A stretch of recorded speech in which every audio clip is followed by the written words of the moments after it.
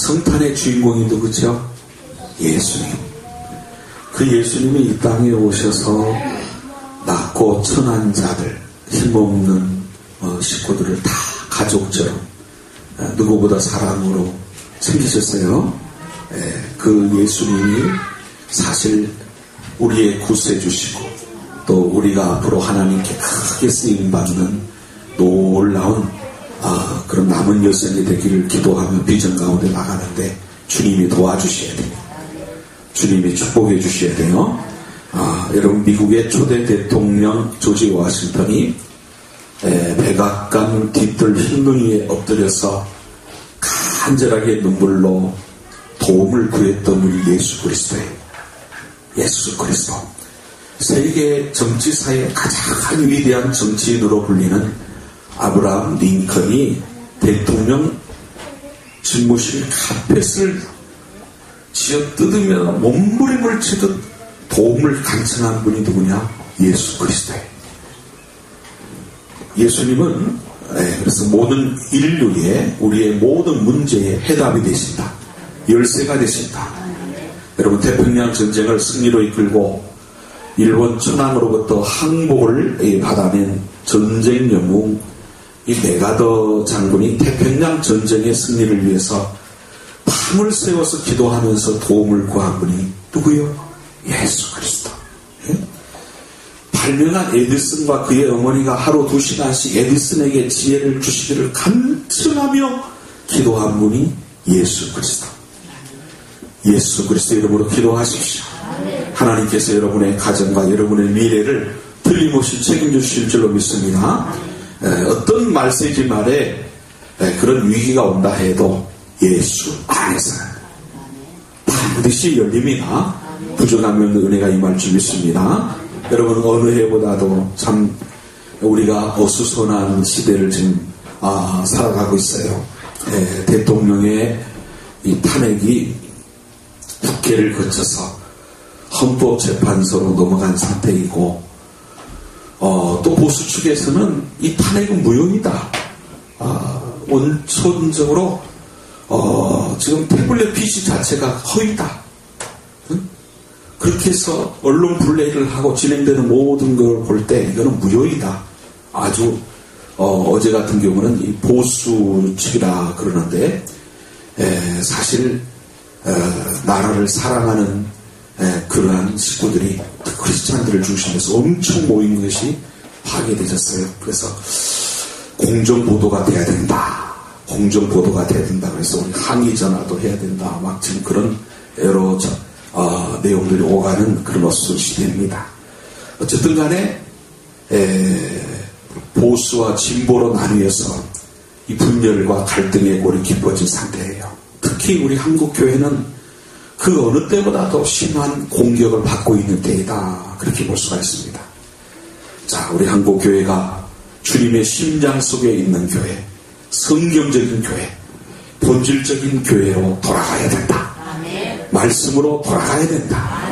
하나님께로 돌아가야 된다. 우리는 이런 현실에서 꼭 기억할 게 뭐냐면요, 해답은 주님께로 돌아가는 거예요. 해답은 따라합시다. 나에게. 내가 개혁해야 됩니다. 개혁은 누구? 나예요. 내 심령이 부흥되길 원합니다. 개혁하길 원합니다. 새롭게 되지길 원합니다. 하나님 앞에 신실하게 바로 서는 게 중요해요. 다 바로 서보자. 발버둥쳐야 돼요. 자, 이 아픔의 땅에 우리는 오늘 동방 박사들의 이 모범적인 성탄 축가를 통하여서 은혜를 받으면서 영육의 치유가 있기를 원해요. 우리가 반드시 찾아가야 될 하나님이 주시는 해결의 분명한 귀한 제시를 받는 우리 말씀이 되기를 원합니다. 여러분, 첫 번째 성탄절 날 천사들은 노래했습니다. 하늘에는 영광이요 땅에는 평화다. 하늘에는 영광이요 땅에는 평화다. 지금은 그러한 모습들이 많이 줄어들었지만은 저는 아무리 추워도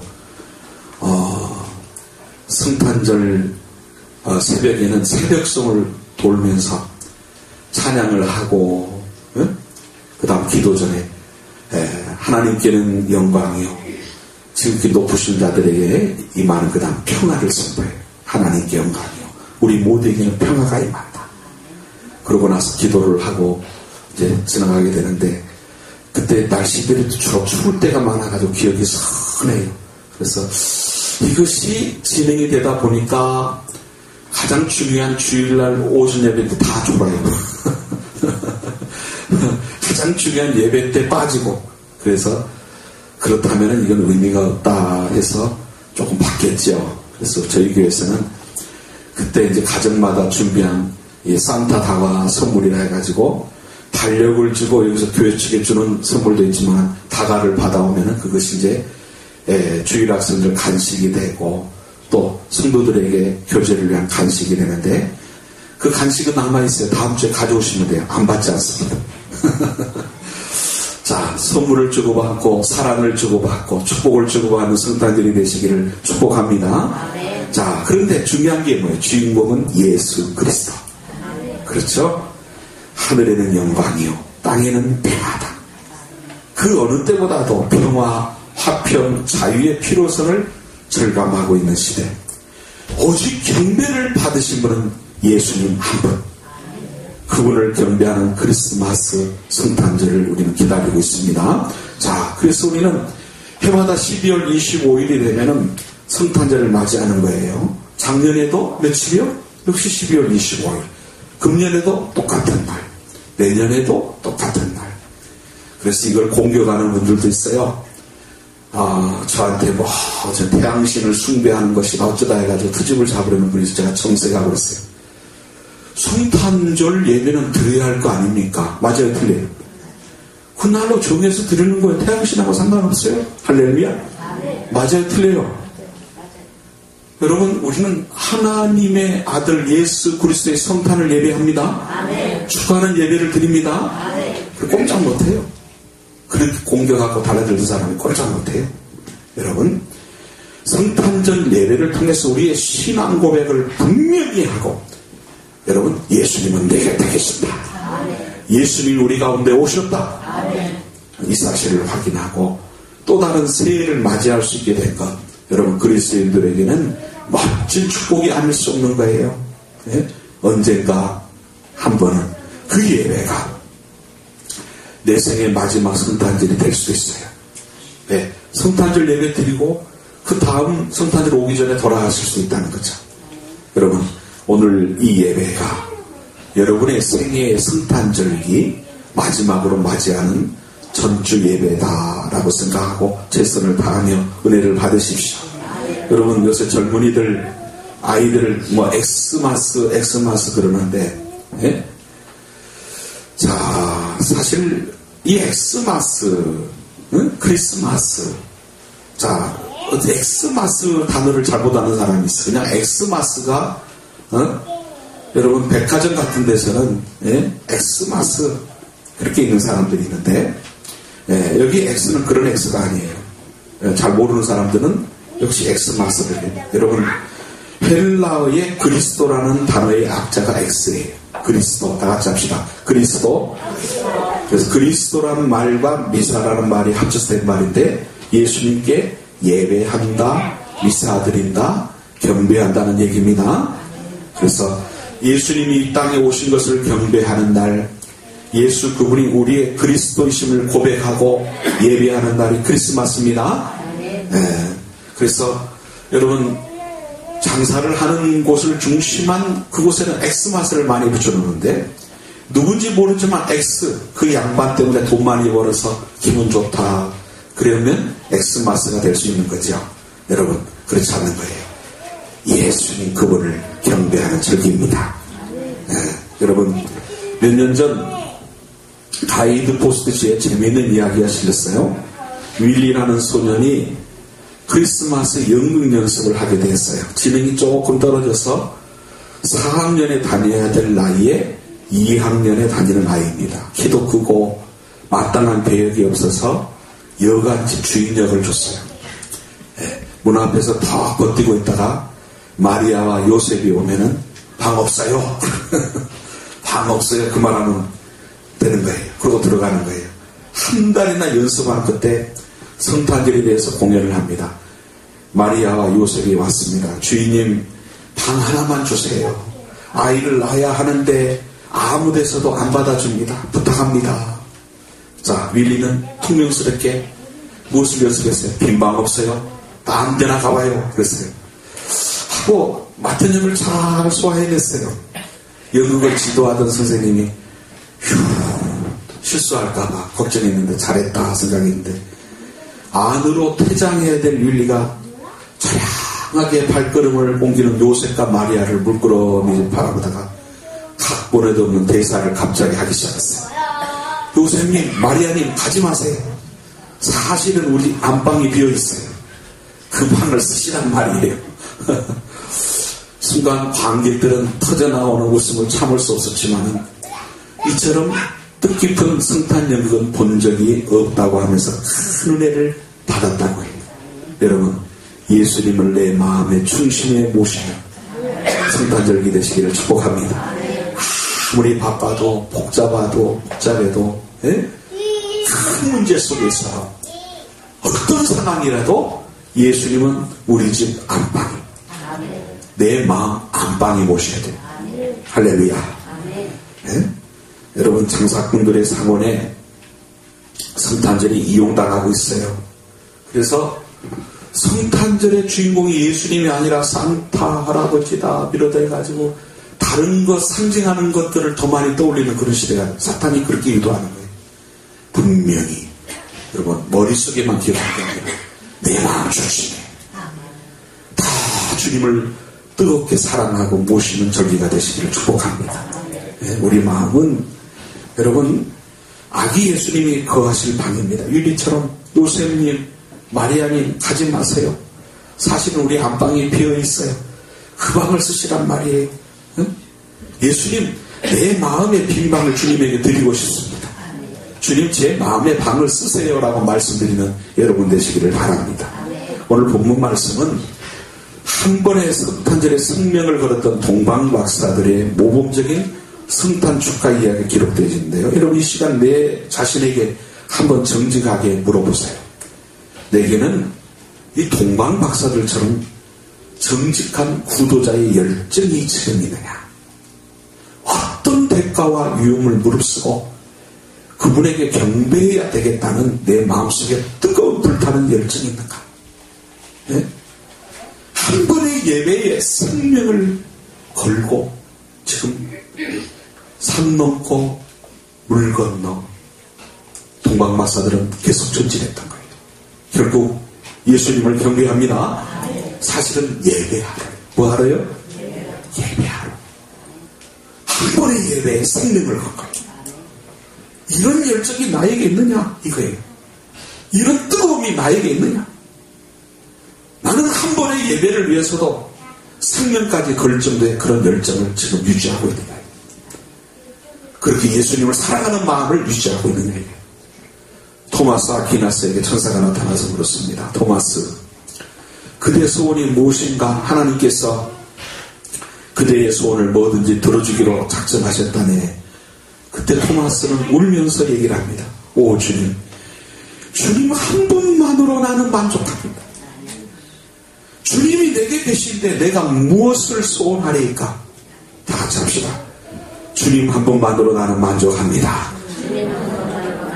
할렐루야. 과연 그러십니까? 혹시라도 여러분의 신앙에 문제가 있었다면 회복하시기를 축복합니다. 우리의 만족, 기쁨, 최고의 축복은 다른 데 있는 게 아니에요. 주님 한 분만으로도 충분합니다. 주님 한 분만으로도 만족합니다. 다윗도 고백했어요. 주밖에는 나의 복이 없나이다. 여러분의 생애 오늘 이 시간부터 여러분 일주일이 여러분의 마지막 남은 시간이라고 한다면 그 일주일을 여러분은 무엇을 하는데 시간을 보내시겠냐 말이에요. 먼 길 여행을 떠나시겠습니까? 만나지 못했던 친지들을 만나시겠냐. 여러분, 내 생애 마지막 일주일이 내게 주어진다고 하면 우리는 예수님 그분을 만나는 일에, 내 죄의 문제를 해결하는 일에, 내 영성의 문제를 해결하는 일에 정말 하나님이 나와 함께 계셨던가, 내 속에 예수님이 계신가, 내가 살게 된 영원한 천국이 준비되어 있느냐. 이것을 위하여 내 생애를 헌신하고 바쳐야 되지 않겠냐. 여러분, 그런 마음을 회복하시고 더욱더 뜨겁게 닮는 이 시간 되시기를 축복합니다. 두 번째로, 우리는 모범적으로 기다리며 따라가야 됩니다. 동방 박사들이 출발한 동방은 페르시아를 말한다는 견해가 지배적입니다. 아마 페르시아의 미귀족 사람들 중에 점성가들이었던 것 같습니다. 전설에 의하면 그들의 이름은 가스팔, 메키올, 발다살이라는 자료가 나옵니다. 그들은 예루살렘에서 최소한 2000리 이상 떨어진 동방에서 찾아왔어요. 그들이 찾아온 길은 지금처럼 고속도로가 아닌 험한 광야입니다. 험한 광야. 자, 지금처럼 교통수단이 발달한 것도 아니고 기껏해야 낙타를 타는 것이 고작이었을 거예요. 밤에는 너무 춥고 낮에는 너무 덥고, 예? 맹수의 위협이 있고 도적대의 위협이 있고, 아마 동방박사 세 사람이 이동하는 거지만 식량도 보배함도 가져가죠. 보배함, 그죠? 그것을 대비했다면은 아마 큰 부대 정도의 인원들이 갖춰 움직였을 것이다. 왜? 호위를 해야 되니까. 호위를 해야 돼. 그렇게 보고 있어요. 자, 수개월 혹은 몇 년을 여행해야 될 먼 거리입니다. 자, 그런데 이 동방박사들이 누구를 경배하려고? 예수님. 예수님이 성인도 아니에요. 아기 예수, 아기 예수. 아기 예수께 경배하는 유일한 목적으로 엄청난 고생을 했던 거예요. 다른 어떤 목적도 없어요. 출세나 인생 성공의 목적이 아니라 경배를 하기 위해서. 요새 말로 말하면 예배하기 위해서. 여러분, 주님을 따르는 사람들에게 주님께서는 헌신을 요구하십니다. 마태복음 16장 24절에 아무든지 나를 따라오거든 자기를 어떻게 하고 부인하고 자기 십자가를 지고. 할렐루야. 오늘도 여러분, 나를 부인하고 내 십자가를 지는 예배가 되길 원합니다. 은혜가 있어요. 사도 바울은 사도행전 20장 23절 24절에 말씀합니다. 오직 성령이 각 성에서 내게 증거하여 결박과 환난이 나를 기다린다 하시나. 자, 나를 지금 다 묶으려고 하고 나를 죽이려고 하는 세력들이 정보가 들려온단 말이에요. 그러나 나의 달려갈 길과 주 예수께 받은 사명, 즉 복음을 증거하는 일에는 조금 더 나의 생명을 아끼지 않는다. 예? 자, 나의 생명을 조금 더 귀한 것으로 여기지 아니하노라. 담대하게 외치고 나갑니다. 주님 없는 편안한 생활보다 주님을 위한 고난을 선택했다. 주님 없이는 이 세상 최고의 호화로운 상류 중에서 나갈 수 있어요. 그러나 주님 때문에 엄청난 고난, 예수님 다음이랄 정도로 무서운 고난을 선택한 사도가, 이게 살아있는 신앙입니다. 여러분, 우리가 은혜를 제대로 받아야 됩니다. 우리가 모신 예수님, 우리의 신앙은 생명보다도 귀한 거예요. 그 가치를 제대로 깨달으시기 바랍니다. 요즘 신자들은 너무나 헌신하지 않습니다. 신앙생활은 불편을 감수해야 돼요. 예? 그런데 편안한 신앙생활만 생각합니다. 성경은 그렇게 말하고 있잖아요. 교회에서 헌신은 기본이에요. 가정에서도 신자가 헌신해야 됩니다. 사회에서도 신자들이 헌신해야 됩니다. 신자는 주님의 뜻이라면 손해도 보겠다는 각오를 해야 돼요. 아멘입니까? 네. 이제 아멘이 크게 안 나고. 여러분, 헌신을 각오해야 됩니다. 네. 주의를 지키고 예배를 드리는 것은 세상의 눈으로 볼 때는 손해를 보는 거예요. 내 마음대로 못하잖아요. 네? 여러분, 물질의 헌신도 각오하지요. 네? 그중 기본 단위 11조와 헌물을 드립니다. 또 기도에 헌신을 합니다. 여러분, 때로는 눈물의 기도도 드립니다. 이것은 성장과 변화의 과정이에요. 여러분의 눈물의 기도로 여러분의 가정이 참으로 흔한 멋있는 가정이 될 줄로 믿습니다. 눈물의 기도. 여러분, 전도의 헌신, 봉사의 헌신도 있습니다. 예? 이거 다 해야 돼요. 예? 당연히 육신으로 볼 때는 힘든 거예요. 예? 그러나 이것 때문에 우리가 삽니다. 이것 때문에 우리는 영원한 하늘나라의 내 처소에 쌓여지는 보물이 있습니다. 거기가 참으로 영원히 살 것 아니냐 말이죠. 예레미야 23장 5절에 보니까 보라 때가 이르니 내가 다윗에게 한 의로운 가지를 일으킬 것이라 그가 왕이 되어 그럽니다. 자, 동방박사들은 이 말씀을 아마 잘 알았던 것 같습니다. 그래서 헤롯 대왕에게 당돌하게 유대인의 왕으로 나신 이가 어디 계시뇨 묻습니다. 유대인의 왕이라는 표현. 스가랴 9장 9절에 나와요. 보라 내 왕이 내게 임하시나니. 자, 하나님의 계획, 즉 하나님이 간섭해서 메시아가 이 땅에 오실 때 그분의 모습이 왕으로 오실 것을 이야기하고 있다는 거예요. 자, 동방박사들은 무식한 점성술 그런 사람들이 아니에요. 메시아 사상에 깊은 관심을 가지고 메시아를 연구하던 사람이었다는 것을 알 수 있어요. 메시아를 기다렸다. 예? 유대인의 왕, 이 한마디만 보더라도 성경을 모르는 인물들이 아니었다는 거예요. 해박한 구약 성경의 지식을 가지고 있었던 거예요. 말씀을 연구만 하고 있는 것이 아니라 그 말씀을 진리로 받아들이고, 따라합시다. 말씀을 진리로 받아들이고, 할렐루야. 아멘. 여러분 말씀 안에 부흥이 있으시길 축복합니다. 아멘. 여러분 말씀이 지식으로만 나면 머리만 커지는 건 아무것도 아니라는 거예요. 아무리 성경을 달달달달 외워도 머릿속에만 하면 아무것도 아니에요. 네? 진리로 받아들이고 여러분의 말씀이 여러분의 심령에 부흥을 주고 여러분의 말씀이 여러분의 영육계명을 지휘하시기를 축복합니다. 지혜를 주고 성령의 열매를 내고 기도에 힘이 생기고 찬양의 열정, 전도의 열정, 헌신의 열정이 생기는 말씀이 되시기를 축복합니다. 그래서 이들은 점술과 무당 그런 모습이 아니었다는 거예요. 예? 메시아가 태어났다는 사실에 대해서 목숨을 걸고 달려왔다는 거 보세요. 이거는 진짜 신앙이에요. 예? 그의 별을 보았다. 메시아의 별을 보았다. 그래서 우리는 이 구절을 통해서도 예수님은 메시아다. 이런 구절을 보더라도 예수님은 진정으로 우연히 태어나신 분이 아니구나. 예언하신 바대로 메시아로 오셨다. 할렐루야. 자, 민수기 24장 17절에 보니까 한결이 야곱에게서 나오더라. 그래서 성령의 인도에 이들은 민감한 사람들입니다.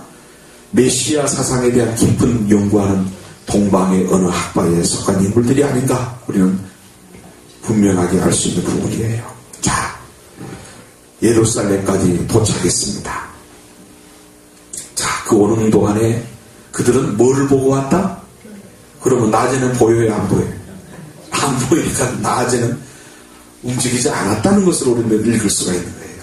예? 자, 밤에만 이동을 했다. 자, 얼마나 열정과 그들의 노력을 우리는 읽을 수 있습니까? 자, 왕이 태어난 왕궁에서 태어나야 되죠. 예루살렘에 도착하니까 왕궁이 보입니다. 밤에 다시 별이 나타날 때까지 기다려야 되는데 흥분도 되고 긴장도 풀리고 조급한 마음도 들겠습니다. 이때 실수합니다. 순간 잘못된 판단으로 유대인의 왕을 찾아왔으면 왕궁으로 가보자. 한 곳이 어디였어요? 헤롯 왕궁이에요. 모든 것이 좋았는데 이 한 번의 잘못된 판단으로 엄청난 어린이들이 나중에 죽게 됩니다. 예? 하나님의 인도를 따라왔으면 끝까지 하나님의 인도를 따라야 돼요. 다 같이 합시다. 성령님 어떻게 할까요? 가르쳐 주세요. 조만 일에 이르기까지 여러분 세워하는 여러분 되시기를 축복합니다. 자꾸 묻고 성령이 주신 감동대로 움직이는 게 중요해요. 이때 잘못했어요, 이분들이. 예? 순간 사람의 인도를 구해보자 한 것이 이토록 큰 실수를 범한 거예요. 이 일로 헤롯궁에 큰 소동이 일어납니다. 여기 왕이 계신데 유대인의 왕이 태어났다니. 예? 대제사장과 서기관들을 불러서 그리스도가 어디서 나겠느냐 물었더니 이들은 또 답을 딱 냅니다. 유대인의 왕은 바로 그리스도 메시아가 되신다는 것을 그들이 인정하고 넘어갑니다. 그러면서 의심할 바 없이 미가서 5장 2절 말씀을 딱 들이대는 거예요. 얼마나 성경 박사입니까? 그런데 이들은 이 말하고 또 경배하러 안 갑니다. 이게 중요한 거예요. 예? 자, 베들레헴이라고 답을 냅니다. 동방박사들은 이때 아차 싶었을 겁니다. 그만큼 메시아를 연구하던 사람들이 이 정도를 몰랐을 리 없습니다. 몰랐다면 유대인의 왕이 어디서 태어날까요? 장소를 물었을 겁니다. 그런데 동방박사들은 지금 왕이 어디 계시냐 물었던 거예요. 자, 동방박사들은 다시 한번 놀랐을 거예요. 자신들은 이방인으로서 메시아 탄생에 이만큼 관심을 가지고 기다리고 갈망하다가 유대인의 왕을 찾아서 모든 것을 버려두고 달려왔어요. 정작 유대인 종교 지도자들은 아무런 관심이 없었다는 거예요. 구약을 줄줄 외우고 있던 사람들인데 아무런 관심이 없었다. 나는 절대로 안 그럽니다. 그런 생각하지 마세요. 여러분, 우리는 날로 새로워지는 신앙이 되기로 합니다. 타성에 젖으면 안 돼요. 한번 예배할 때마다 여러분, 우리 신앙의 행위, 찬양, 기도 한 번 할 때마다 은혜 받을 수 있는 신령 되시기를 바랍니다. 그 타성에 젖어서 하다 보면 나도 그렇게 될 수 있는 거예요. 네? 마태가 말하고자 하는 의도가 이거예요. 이방인들은 예수가 메시아라는 사실에 생명을 걸기 시작합니다. 유대인들은 오래전부터 메시아를 기다려왔지만 메시아를 알아보지 못하고 무관심합니다. 결국 메시아를 십자가에 못 박아 죽인다. 이것이 어디에 적용할 수 있어요? 재림시점. 여러분, 예수님의 재림이 오늘 되어진다 해도 후회함이 없는 삶이 되도록 준비하시기 바랍니다. 어느 때 재림하신다 했어요? 설마 오실까? 그럴 때 졸며 자, 거의 다 졸며 잔다. 예? 깨어있는 신앙이 지금 시대는 가장 귀한 축복입니다. 예, 동방박사들이 왕궁에서 베들레헴으로 가고 있을 때 9절에 그 별이 인도하기 시작합니다. 사람이 에게 실망하자 하나님이 대답하십니다. 사람의 도움을 포기하자 하나님이 도와주십니다. 9절 10절 보세요. 인도하던 별이 아기 있는 곳 위에 머물러 선지라. 자, 환호하고 별이 멈추어 섰다라고 소리를 지릅니다. 이때 동방박사들이 기뻐하는 모습을 표현하는 성경은 강조어를 3번이나 쓰고 있습니다. 매우 기뻐했다, 크게 기뻐했다, 기뻐했다, 반복적인 용어를 쓰고 있습니다. 성경학자들에 의하면은 아기 예수님의 별을 보고 2년 정도 찾았다는 사람들도 있습니다. 자, 여기서 우리는 꼭 나에게 물어봐야 돼요. 자, 너에게는 이런 기쁨이 있느냐? 나는 예수님을 만나고 이렇게 기뻐했느냐? 지금 이런 기쁨을 소유하고 있느냐?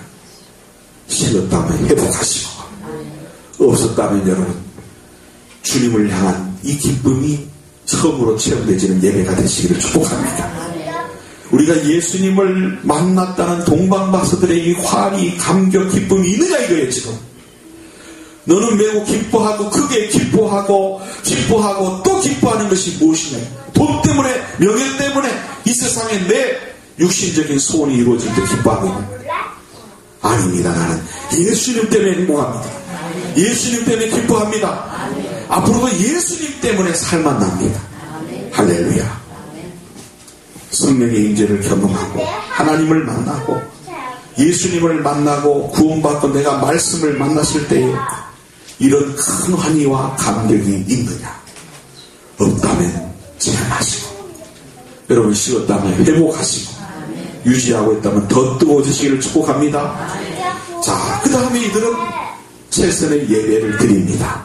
자, 지금까지 어떤 예배의 모습이에요? 생명을 걸고 예배하고자 온 그들의 모습이에요. 가족도 남겨두고 하던 일도 접어두고 온갖 위험을 무릅쓰고 낮에는 쉬고 밤에 기도하며 걸어오는 거예요. 사실 철야 기도가 여기서 시작한 것 같아요. 예? 한 번의 예배에 인생을 걸었던 인물들, 여러분 아기 예수 한 번의 만남에 생명을 걸었던 인물들이 동방의 박사들이에요. 예? 여러분 초대교회에 그리스도교회라는 교부가 있는데요, 한 농촌 마을에 가서 복음을 전하니까 그 마을 사람들이 예수를 그리스도로 영접했습니다.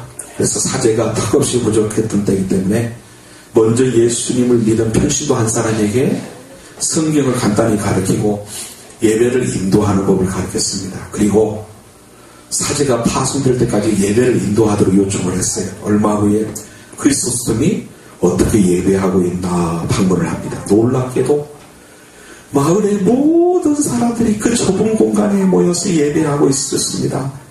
주일 예배를 드리기 위해서 농촌 마을의 농부들은 토요일 밤이 깊어가는 시간까지 피땀을 흘리면서 일을 해. 왜? 주일을 지켜야 되니까. 그 늦은 시간까지 열심히 땀을 쏟으면서 일을 해요. 네? 한 주간 동안 거두어들인 농산물 가운데 가장 좋은 것을 예배당 앞에 대상처럼 쌓아놓았어요. 남루한 옷이지만 그들 집에 있는 가장 좋은 옷을 깨끗하게 빨아입고 모여있어요. 예배 1시간 전에 모든 사람이 모였어요. 그리고 주님의 임재를 기다리는 기도를 간절히 드리고 있어요. 그리고 나서 농부사제 예배 집례가 시작됐는데 하나님이 강력하게 임재죠. 어디에서도 볼 수 없는 은혜의 물결, 놀라운 예배를 드리고 있는 거예요. 크리스토스톰이 예배가 마쳐진 후에 그 평신도 농부사제에게 묻습니다. 어찌 이토록 은혜스러운 예배를 드릴 수 있습니까? 이토록 감격스러운 예배를 본 적이 없다네. 나도 당신과 같은 예배를 드리고 싶으면 오히려 내게 안수해 주게나. 농부사제가 정색하며 깜짝 놀라며 말하는 거예요. 목사님, 이런 예배 말고 또 다른 예배가 있습니까? 목사님, 온 생명을 걸고 준비하는 예배 말고 또 다른 예배가 있습니까? 하나님의 강력한 임재가 있는 이 예배 말고 또 다른 예배가 있습니까? 맞는 얘기죠. 이게 예배죠, 이게. 여러분 이 시간 이 예배를 드리고 계십니까? 이 예배를 드리고 있단 말이죠. 오늘 본문의 동방박사들의 경배를 기록하면서 상당히 재미있는 기록을 남깁니다. 11절 전반부에 보면 집에 들어가 아기와 그의 어머니 마리아가 함께 있는 것을 보고 엎드려 누구에게? 아기께 경배하고, 집에 들어가 보니까 아기와 그의 어머니 마리아가 함께 있는 것을 봤어요. 그러나 경배는 두 분께 드렸어요. 누구에게? 예수님께만. 그렇습니다. 자, 인류 역사상 참으로 존경받아 마땅한 마리아마저도 경배의 대상이 될 수 없다. 훌륭한 신앙인일 뿐이에요. 네? 경배의 대상은 예수님 한 분. 그래서 천주교가 잘못되어 있는 거예요. 네? 비슷한 거 가지고 완전히 다르다는 거 다시 한번 짚고 넘어가야 돼요. 네? 우리 속에 있는 때 묻은 신앙의 찌꺼기를 걸러내야 되는 것이 성탄절임을 알 수 있어요. 주님만을 경배하라.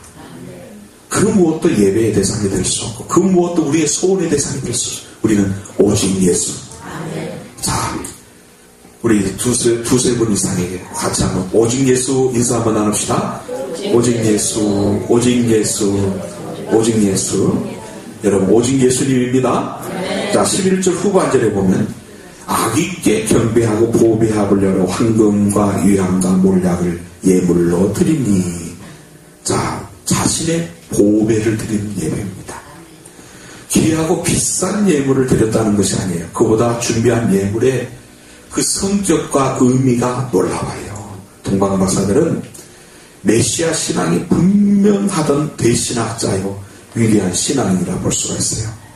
자, 이들을 한번 조금 파고 들어가 보면 유대인들이 바벨론으로 끌려가서 포로를 잡혀 있었어요. 돌아왔으면 더 많은 디아스포라들이 바벨론과 페르시아에 남아있었을 것이다 봅니다. 남아있으면서 디아스포라 유대인들로부터 메시아 복음, 메시아 약속의 말씀에 관해서 듣고 공부하고 메시아 사상을 연구하던 학파들 속에 이들이 있지 않았나 보는 거예요. 황금은 왕을 상징. 누구를요? 당신은 나의 왕이십니다. 신앙 고백입니다. 네? 이 고백을 드린 거예요. 주님은 나의 왕이십니다. 유향을 드렸다는 것은 성전에서 하나님께 올라가는 향을 이야기하는 거예요. 우리의 기도를 받으시고 우리의 예배를 받으시고 여러분 우리의 감사를 받으시고 우리의 전 존재를 받으셔야 될 분은 하나님이십니다. 나의 주인이십니다. 여러분 이 시간 우리의 예배를 받으십니다. 우리는 사람 의식하는 게 아니라 우리는 겸손하게 하나님을 예배합니다. 하나님 앞에 있습니다. 여러분 몰약은 장례를 치를 때 방부제 겸 향기로 쓰는 거예요. 예수님의 죽음을 예비하여서 니고데모가 예수님의 장례를 치를 때 몰약을 가지고 주님은 하나님의 어린 양이십니다. 십자가의 죽음을 통해서 우리를 구원하실 분, 우리의 구세주이십니다. 우리의 모든 죄를 담당하신 분이십니다. 그 신앙 고백이에요. 자, 동방박사들이 황금과 유약 몰락을 모르고 가져왔냐? 아니요. 알고 가져온 거예요. 메시아가 어떤 분인가에 대한 깊은 연구가 아니면 생각하고 또 생각하지 않았으면 여러분 황금과 유황과 몰약을 예물로 가지고 올 수 없는 거예요. 예? 만일에 그들이 이 메시아 사상의 그 모든 의미를 몰랐다면 돈으로 바꿔왔지 않겠습니까? 헌금을. 그렇죠? 돈으로 바꿔왔겠죠. 여러분, 시골 할아버지가 외국 여행을 하기 위해서 인천 공항에 갔답니다. 어떤 공항이에요? 졸리는 분들이 있는데서 제가 한여를 드렸더니 환전을 하기 위해서 환전소 앞에서 환전은 뭐예요? 바꿔주는데 환전을 해주는 아가씨가 경상도 아가씨였는가 봅니다. 할아버지 달러 드릴까요? 달러가 뭔지 알죠? 미국 돈 달러. 네, 달러 드릴까요? 네, 달러 드릴까요? 할아버지가 당황하셨어요. 예끼 아가씨. 할아버지 에나 드릴까요? 에나가 뭐냐면 에나를 말해. 일본 에나 드릴까요? 할아버지 얼굴이 더 빨개지셨어요. 에이 그러면 못 쓰지. 할아버지 원하시잖아요. 그러더라고요. 돈 우리 한국 돈 가지고 계시잖아요. 원하시잖아요. 그래. 자, 여러분 말이 손 안 통하는 거죠.